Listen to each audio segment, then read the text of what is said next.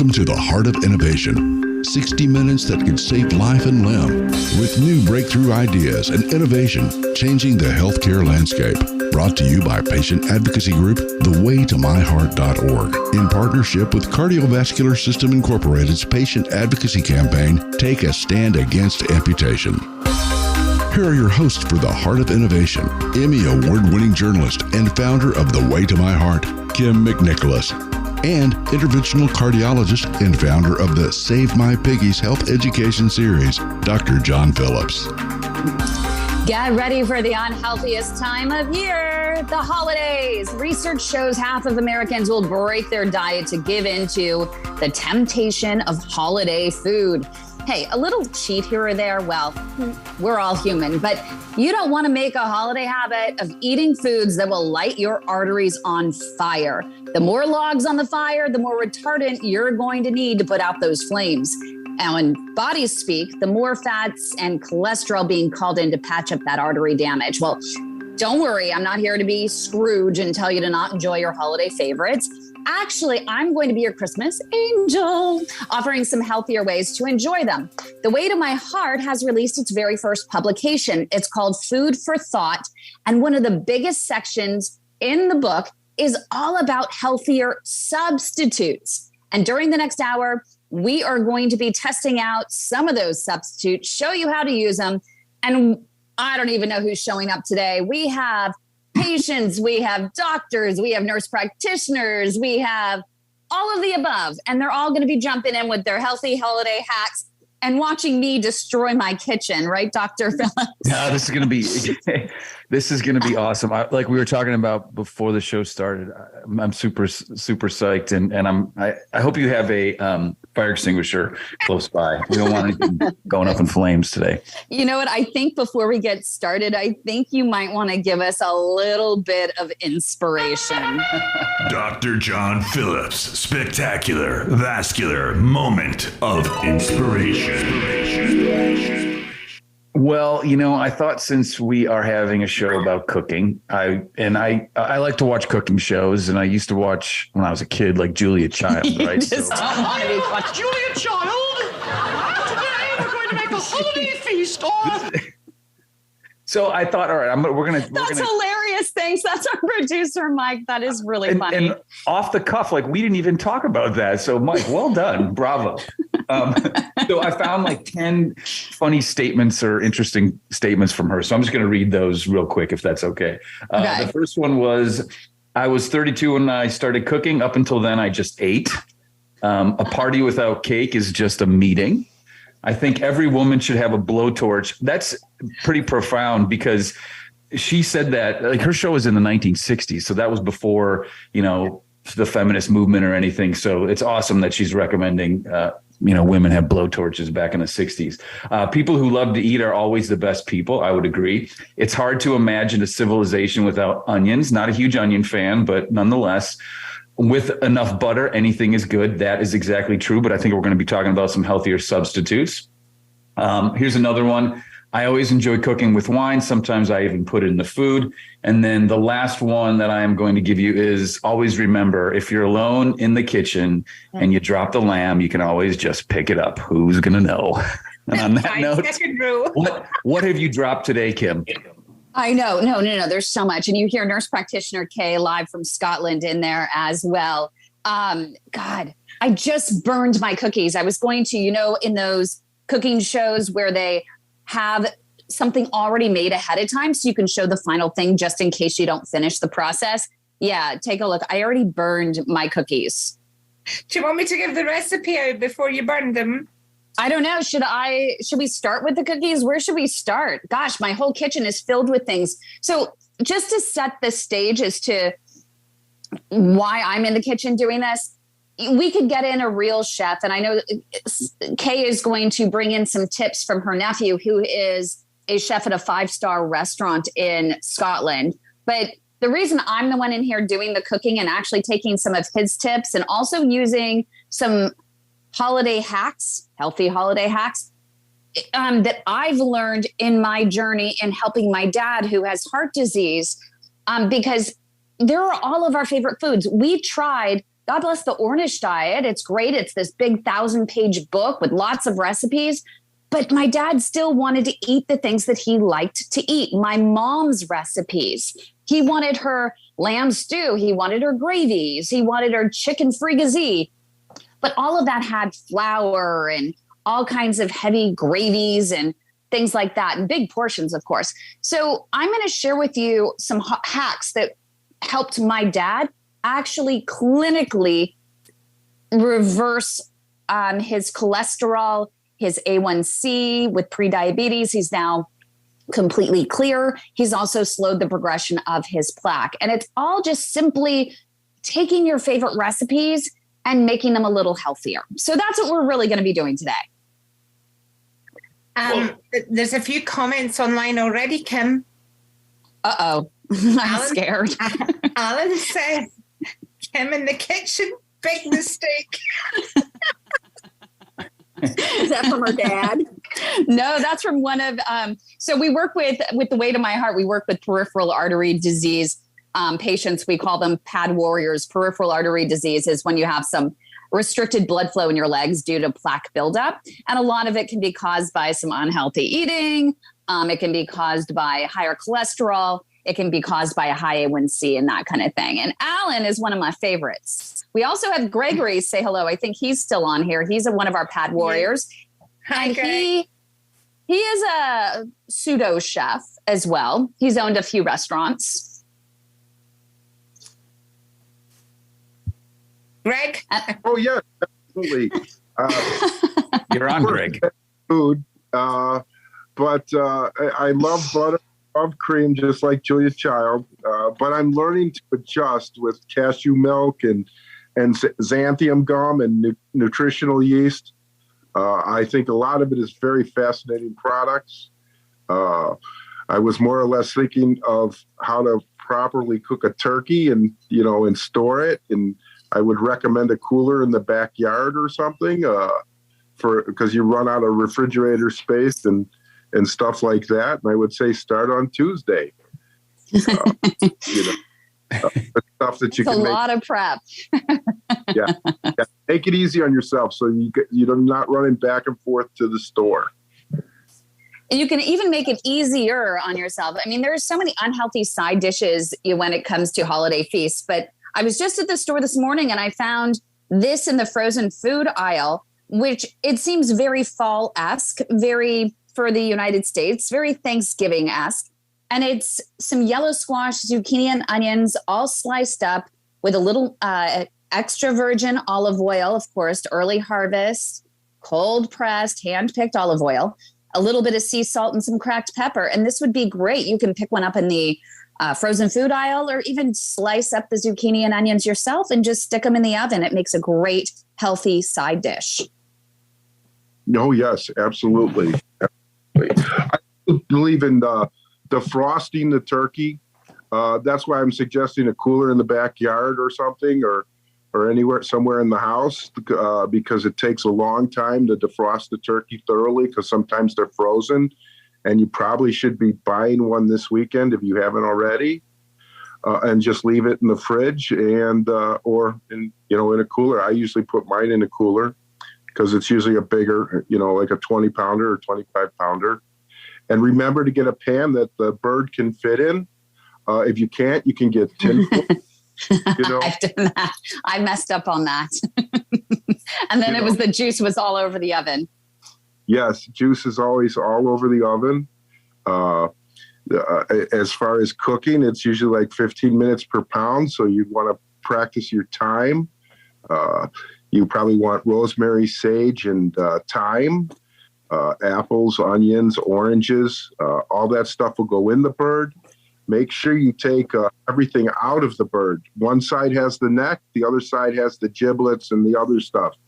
Because a lot of times at the end of it, you'll come out and you'll find that you still have stuff inside the turkey. Done that. Which is okay. I think we've all done that. Plastic bag of giblets. Well, when we come back, we're going to have to talk about how to not overcook the turkey. I used to go to my aunt's house and the turkey was always done like 3 hours before we actually sat down to eat. So stay with us. 100 degrees. Leg health can indicate risk for heart attack, stroke, and amputation. If you have leg pain or cramps while walking, get checked for peripheral artery disease, or PAD. PAD is plaque buildup in mainly the leg arteries. Be sure to ask your physician for an ankle brachial index, also called an ABI test, where they use blood pressure cuffs to analyze the blood pressure in your legs. If they discover you have arterial plaque that's limiting blood flow to your feet, medicine and a regimented walking program are frontline treatment. If PAD is in its advanced stages, your physician may schedule a surgical intervention. Minimally invasive tools are available to remove plaque and restore blood flow, including Cardiovascular System's Diamondback 360 atherectomy system, which sands away plaque that is a hard calcium. It's important to discuss all options with your physician, and if told you have no options, get a second opinion. Take a stand against amputation. For more information, go to standagainsamputation.com. That's standagainsamputation.com. Welcome back to the Heart of Innovation. For more on today's topic, go to theheartofinnovation.org. That's theheartofinnovation.org. Once again, here's Emmy Award-winning journalist Kim McNicholas and interventional cardiologist Dr. John Phillips. Welcome back, everyone. While Kim is busy, like a bee I'm cooking in her kitchen cooking, we were just kind of during the break discussing the turkey that a lot of folks have on Thanksgiving. But Kim, what are you doing right now? Are we still working on those cookies? Well, I'm thinking that we can just start on the cookies. What do you think? I mean, Yeah. I ended up, and I think Kay can help also with a little bit of the recipe. I'm going to turn my camera around for those of you who are on the video portion of this, but those on audio. So I have a can of organic 100% pure pumpkin puree. It's the solid pack, and I poured it into a bowl.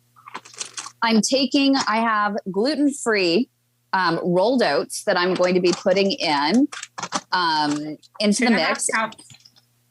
And there's going to be, okay, so that's going to be a lot. Are you measuring that? Or are you just kind of just... Oh, I am. I'm totally measuring it. They're heaping scoops. Heaping scoops. Okay. Yeah. Oh, there's a recipe right there. All right, good. And these are called flourless pumpkin spiced cookies. And at first I was actually, I like dark chocolate, and I'm not the biggest fan of, random pumpkin desserts. Some wine in the background there? We're going to throw some wine in this? I know. That's actually really good balsamic vinegar. I make really great holiday cocktails.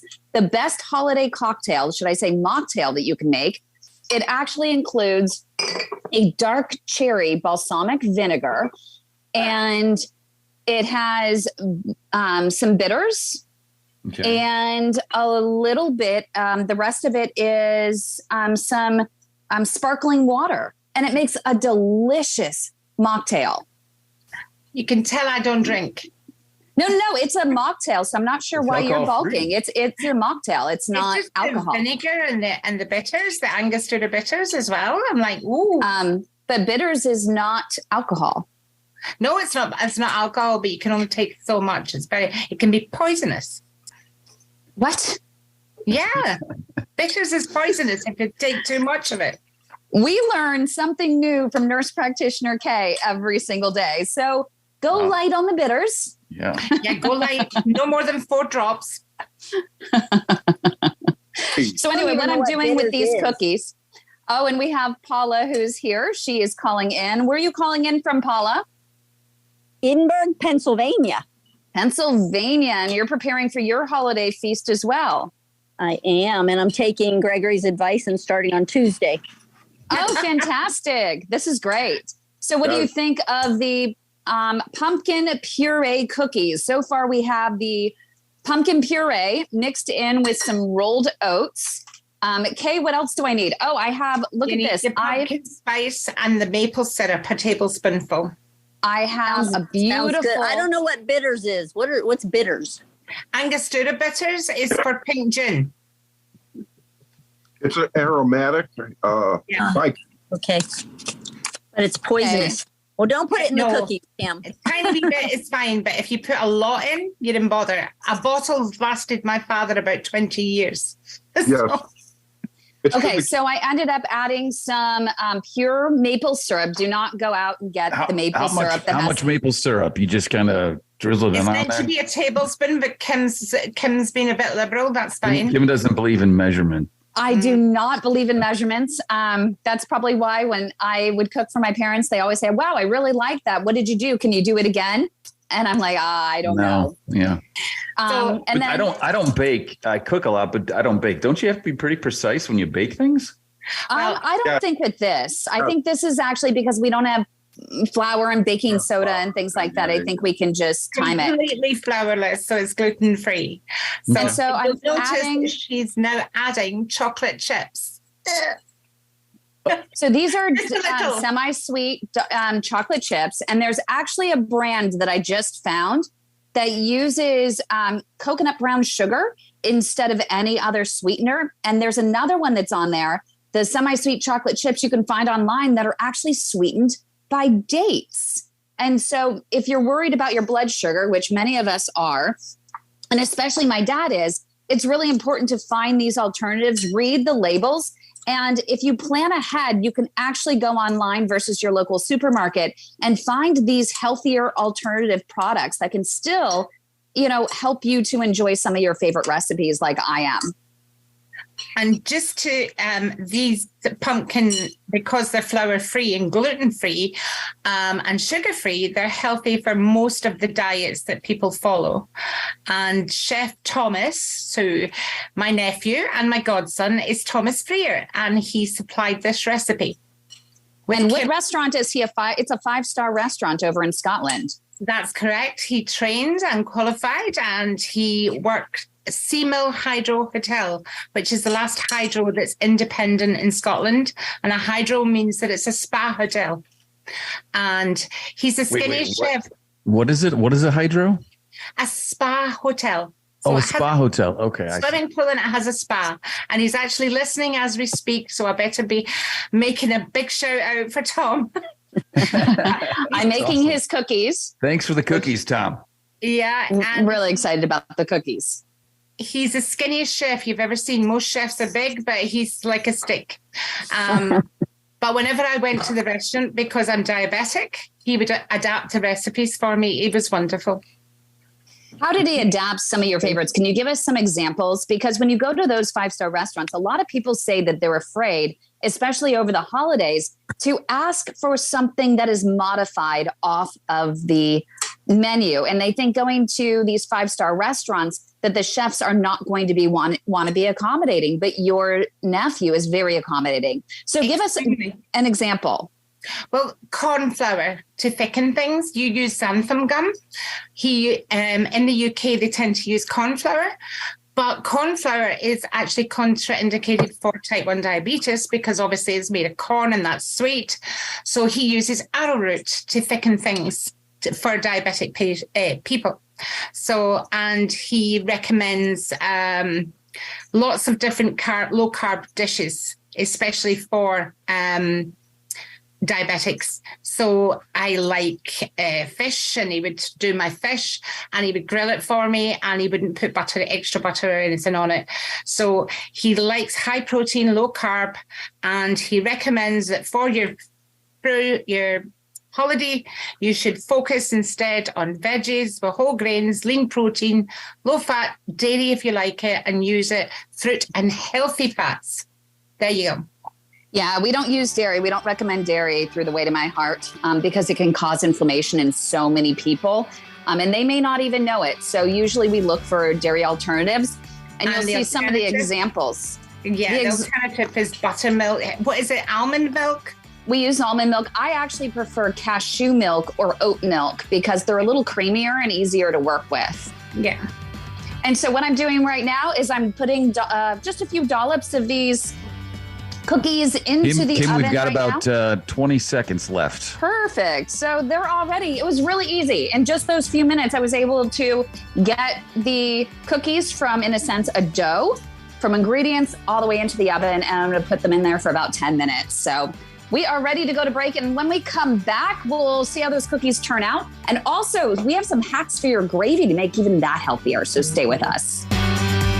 3 years ago, my symptoms started with leg pain and leg cramps while walking. Me too, with a tightness in my calves. Well, do you know, my doctor thought that my leg cramps were a side effect of the statin he prescribed me. Well, my doctor just brushed them off as another symptom of old age. Mine thought the pain was radiating from my spine.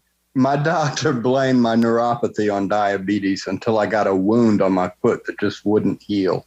Yeah, it turns out we all have peripheral artery disease, also known as PAD. It's plaque buildup mainly in the leg arteries causing poor circulation. For me, the diagnosis came too late and I lost my leg, but that does not have to happen to you. No, it does not, because there are treatment options available if you're diagnosed early enough. PAD, peripheral artery disease. If you've been experiencing leg pain, leg cramps, or neuropathy when walking, and your doctor isn't hearing you, we are. We are The Way to My Heart, the largest support network for peripheral artery disease patients, and we want to help you get back on your feet again. Visit our website at thewaytomyheart.org or call our Leg Saver hotline, 415-320-7138. Your life and limb could depend on it. Welcome back to the Heart of Innovation. For more on today's topic, go to theheartofinnovation.org. That's theheartofinnovation.org. Once again, here's Emmy Award-winning journalist Kim McNicholas and interventional cardiologist Dr. John Phillips. Thanks, everybody. This has been a fantastic show thus far. We're working our way kind of backwards during our Thanksgiving dinner prep here. We've started with dessert, and then now I guess... Who doesn't want to start with that's dessert? Exactly I mean, right. Seriously. Although Julia Child said you have to have a cake or else this is just a meeting, but nonetheless. So you, what are we doing now, Kim? Gravy? So I think what everyone wants to know is, I think the number one unhealthy thing, well, of course, stuffing, but I've showed you a side dish instead of the stuffing, but also with stuffing, you can maybe get a cornbread stuffing, make sure there's no enriched flour, make sure it's completely gluten-free. You can also, instead of doing a stuffing, you can also make, I can show you a cauliflower mash. So instead of regular mashed potatoes, you can actually get riced cauliflower from the freezer, and you can put it in with some cashew milk, not regular milk, get unsweetened cashew milk. And I'm starting to get to the point, I don't have a masher, so I don't know how many people have a masher, but I'm cooking it up. It's going to stir, and then it's a great conduit for that gravy we're going to make. And when it comes to the gravy, we have another patient, Douglas, who has a great secret to success in how he thickens his gravy without flour. And that's a real key to making your Thanksgiving meal healthier. Douglas, do you want to show us and tell us how you're doing it? So what I'll show you is what I got. Let me turn this around. And remember, we're also on the radio, so you got to describe Douglas, it. Keep this PG, too. Yes, of course. I got organic chicken broth. What I'm going to do is put about a cup of that. Now, unfortunately, I do use measuring tools every now and then. Most of us do, Douglas, actually. So I'll put that in there, and then I put it in my blender.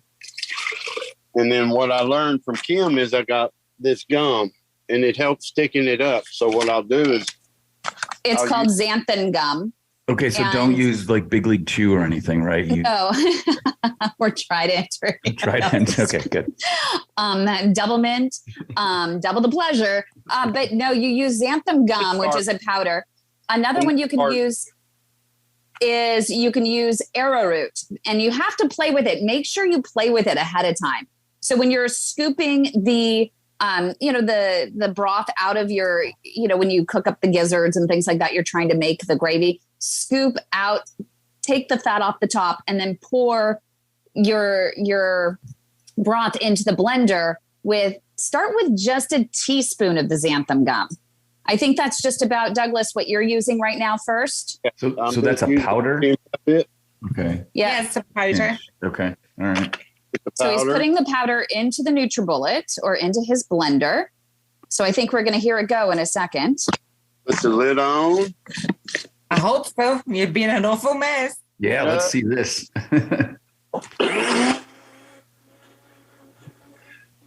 So what's the arrowroot? What is that? Is that a powder too? It's a powder as well. And depending on the people, Kay's nephew, who's the 5-star chef, actually said that xanthan gum was harder to use than arrowroot.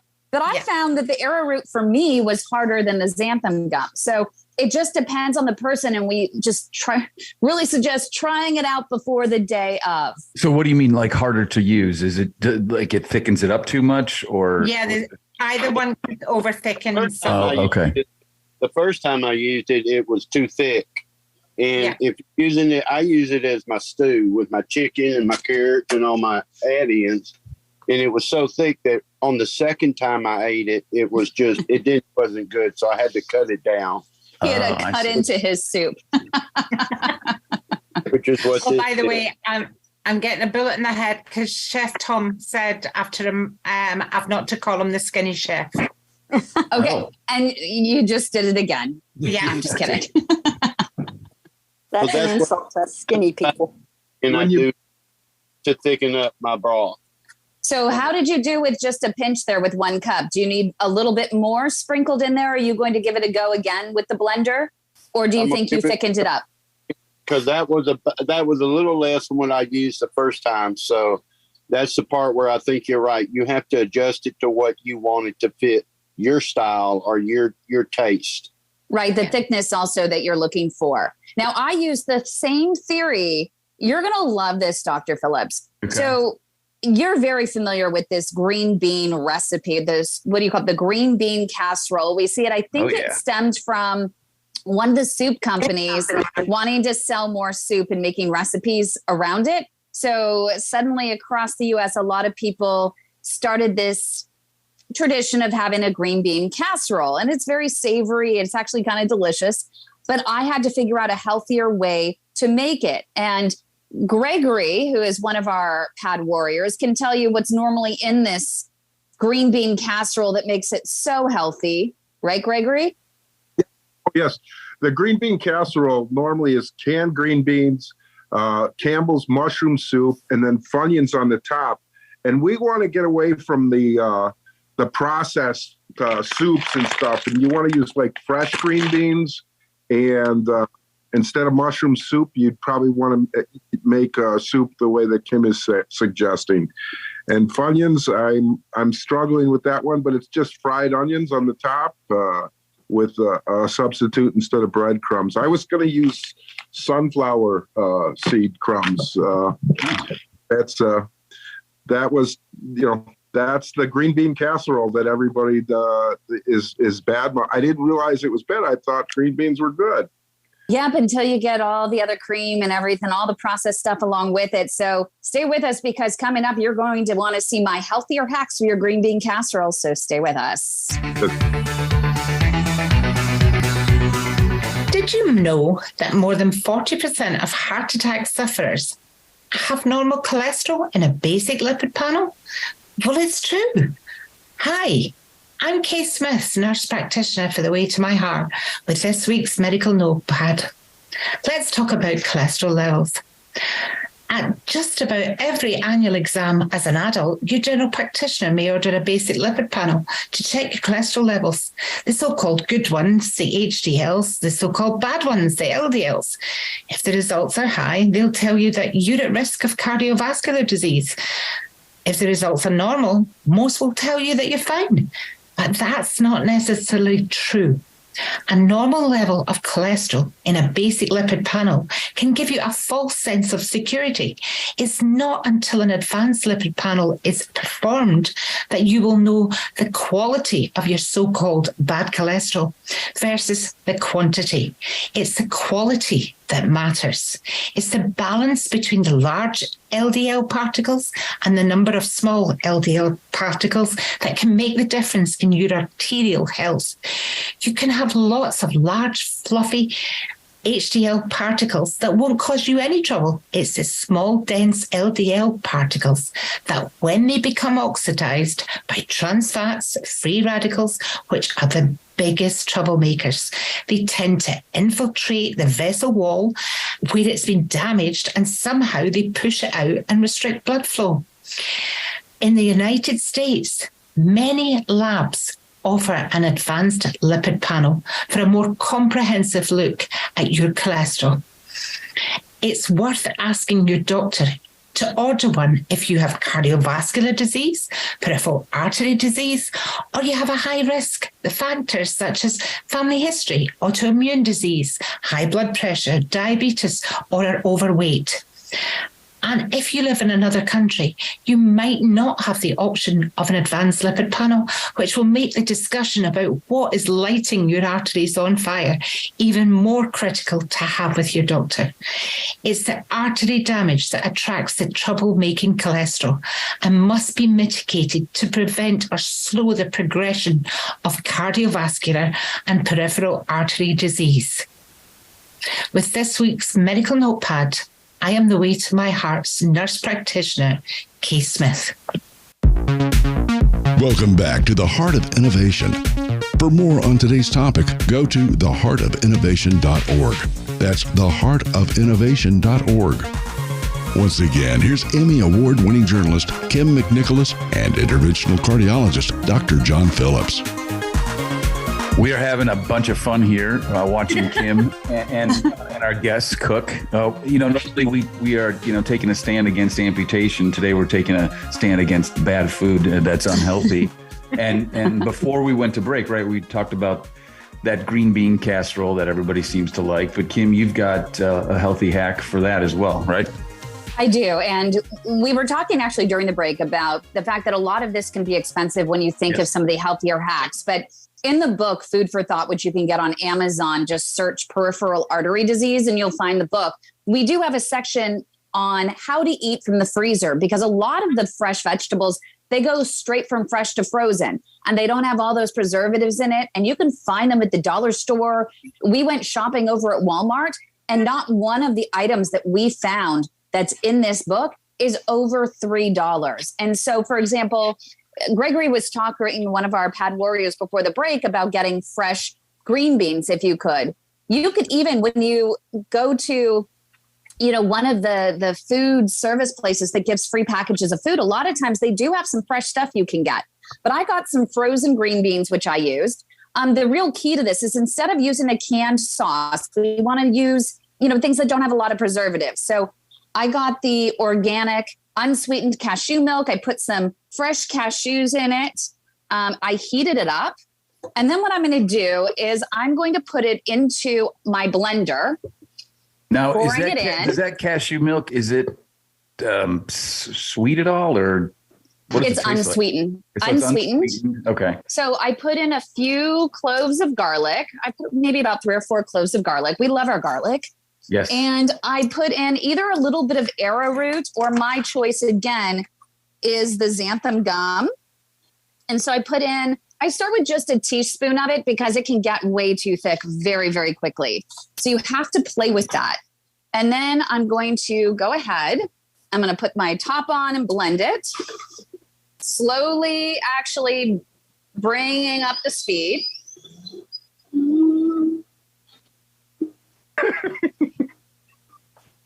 Maybe. That's very slow. Now, did you need to add any salt or anything to that? With the garlic, I tend not to use salt very much. I use a little bit of Mrs. Dash. That's a little bit of herbs and things like that, versus putting the salt in. I'm pouring the green beans into a little tin. And you're doing this one-handed too. I'm doing it one-handed. Impressive. I'm doing it really quickly. Jack of all trades. And then I'm pouring my sauce. Look at this. Look how creamy this is. This is actually my secret Alfredo sauce as well. So I put this over zucchini noodles and I make a beautiful, little spaghetti Alfredo. You can see I'm just layering it on here. Now I'm going to let it settle in. I'm going to add I'm really lazy. I'm going to So I get the onions already chopped. I didn't want to cry on camera. So I'm sprinkling some onions on here, which you will see. I also got some gluten-free. Go ahead. No, I was just thinking back in the day when you were in front of the camera, I guess. Did you ever have like a chef on your show and have them? I did. It was a disaster, or does it always work out like it's perfect? It usually works out actually pretty perfect. I had Guy Fieri. He was one of my favorites to have on the show. Also, who was the guy that does the great food truck race? I had the great opportunity to go cook with him as well. I featured him in Forbes magazine. But I'm using gluten-free breadcrumbs. I'm sprinkling probably way too many on top. That's all right. But it's the Italian one, so it adds a little extra flavor to it. And here's another little secret. You're going to love this. And it's really healthy. It's nutritional yeast. It has a lot of B vitamins in it, and it's really cheesy. So usually if I'm adding it to my Alfredo sauce, it makes it incredibly cheesy. But I'm putting this on top because it's going to make for a nice crispy cheese topping. I'm going to drizzle then a little bit of extra virgin, cold pressed, hand-picked olive oil. Be very careful of the olive oils that you get, because did you know that most olive oils in the store are rancid? Yeah, you don't want to be using those. So you definitely want to be very careful as to what olive oil that you choose. And in the book, again, we have an entire section on how to pick out the healthiest olive oil. If you get the healthier olive oil, it is much, much better for you. So then I put it in the oven, 450, and I'm going to pull it out. Wait, like you are a professional. You made one ahead of time. I did make one ahead of time. I was actually really proud of myself. Look at you. Wow. So I wish my dad was actually in here. He tasted the cookie and really liked it. But he's watching football, which is what you do on Thanksgiving as well. I want it. He loves his football. Oh, he just came in. This is going to be really, really hot though. So be very, very, very, very careful. It's really hot. Do you see the steam? That's too hot for him. Yeah. Do you see the steam? It's hot. It's really hot. I can see the steam coming off of it. So go back to, what did you use as a cheese substitute? Not a cheese substitute, but look, he likes it. Mikey likes flavor? it. Cheese sauce is made out of nutritional yeast. The nutritional yeast. Okay. And he just took another one of the cookies. Is it going to taste like cheese though, Kim? Oh, it does. It is so creamy and cheesy. What the bag looks like. Yeah. Yes, and it says nutritional yeast on it. I try to get the organic one. And even Douglas, you are really big into cheese, and you love your cheesy, creamy soups. As a pad warrior or a patient and someone who's had to change your diet, how have you felt about some of these hacks using the nutritional yeast and using the xanthan gum? Have they made a difference for you? Yes. And I grew up, the stuff I'm eating now, I would have never eaten before until I got PAD and I knew I had to change my eating habits. So it was that idea that nutritional yeast. No, I don't think so. I want butter. I want real. Yeah, and if you're afraid of butter, use cream, right? Yeah. Can I just make a tiny wee warning? If you've got irritable bowel syndrome, or if you have a yeast intolerance, avoid nutritional yeast. Yes. Okay. But so that nutritional yeast, you just sprinkle, like what else do you use that for? It's like a cheesy thing. It's good on pop. I've used it in my stew. I've used it on top of my fish when I bake my fish. Okay. I've sprinkled it on popcorn. It's good on popcorn. And that would be a substitute for salt or butter or something too? Yeah. Yeah. Okay. Cool. Yeah. Yeah. It's healthy. And of course, what did I do? This is really going to be brilliant. This is why, some of our friends that are listening right now are actually in the chat making fun of me. So I went ahead and when I tasted the one I just made versus the one that was finished. So I got a mouthful of cold onions and cold string beans and yeah. So now I'm going to taste the good one. Did you actually eat it or did you spit it out? I'm still crunching on the onions. Oh, Lord. Comment from Marie. She's glad she's not cleaning your kitchen today, Kim. I might send a plane ticket to her to come on out. So actually, I think sometimes we worry about the taste difference. I have not been able to notice that big a difference between like regular cheese and the stuff that I'm using now. That I can't tell a big difference. I mean, this is going to sound like a stupid question.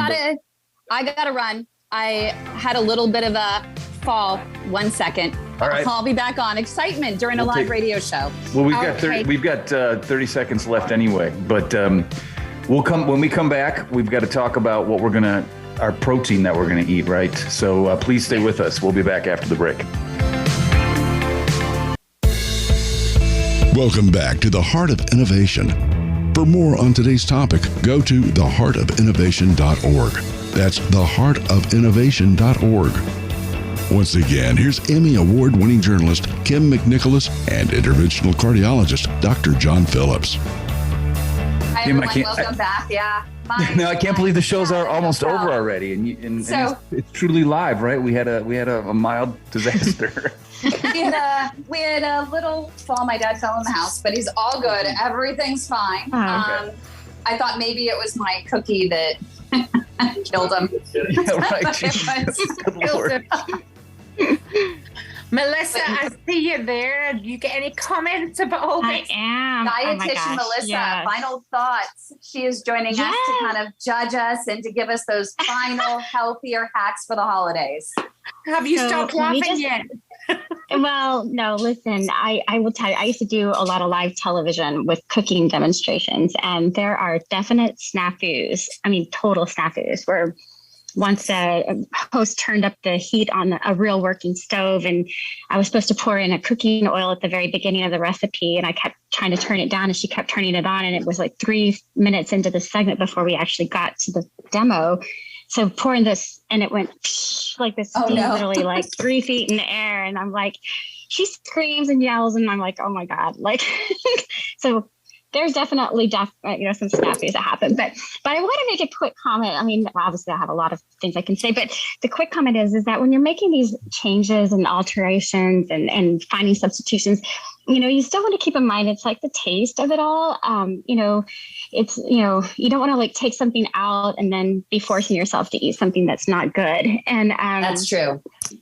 But, you can also use avocado oil. I know we were kind of talking about that in the break, hearing, what types of oils. Olive oil is really, really good, but I've become a huge fan of avocado oil. Good point. So and I think it actually has a more buttery taste than the olive oil, to be honest. If you get the light versions of the olive oil, you're not going to get quite that olive taste. But if you get the darker oil of the olive oil, it is going to be a stronger, more pungent type olive taste. And it's also going to come through in the foods you cook. So if you're using it in something more sweet versus savory, you probably want to make sure you get the lighter version of the olive oil.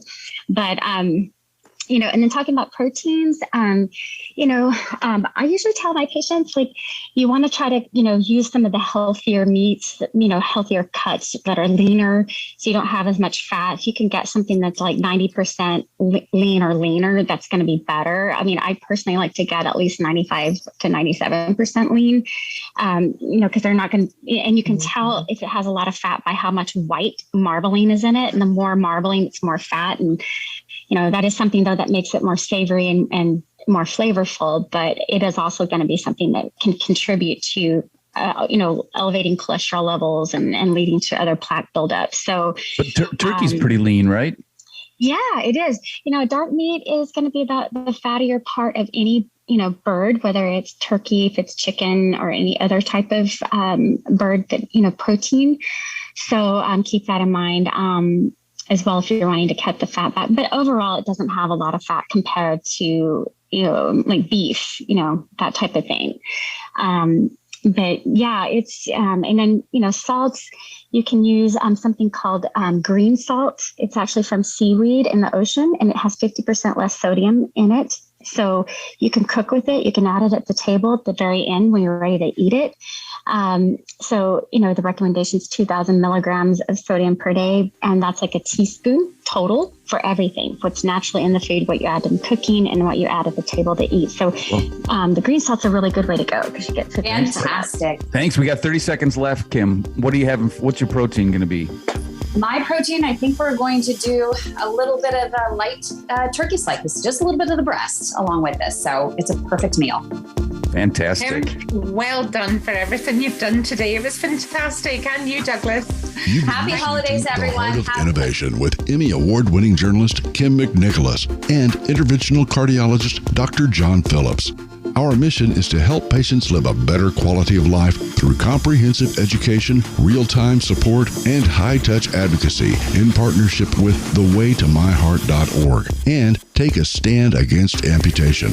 Our purpose is to reduce the 1.5 million heart attacks and strokes and nearly 200,000 amputations annually. For more information regarding topics you've heard discussed on today's program, go to theheartofinnovation.org. That's theheartofinnovation.org. The Heart of Innovation is for educational and informational purposes only, and advice and views shared are not a substitute for medical advice from your own supervising physician. Do not act on any information provided in this show without the explicit consent from your own healthcare team. If you think you are having a medical emergency, call your local emergency number or go to the nearest hospital or emergency room.